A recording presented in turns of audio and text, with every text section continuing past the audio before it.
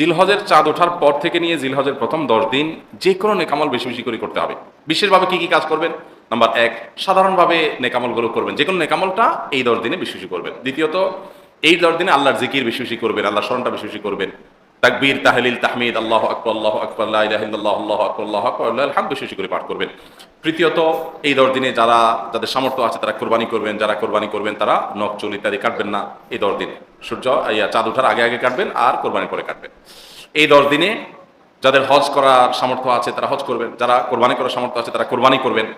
এবং আইয়ামে তাশরিকের দিনগুলো জিলহজের 9 থেকে 13 তারিখ পর্যন্ত প্রত্যেক নামাজের পরে তাকবীর নারী পুরুষ সবাই পাঠ করবেন।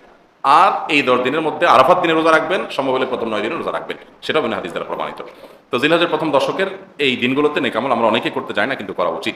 নবী করিম সাল্লাল্লাহু আলাইহি ওয়াসাল্লাম বলেছেন, মা মিন আইয়ামিন আল্লাহ আমালুস সালিহ ফিহিন্না আহাব্বু ইলাল্লাহ মিন হাদিহিল আইয়াম। জিলহজের প্রথম 10 দিনে নেকামল করলে আল্লাহ তাআলা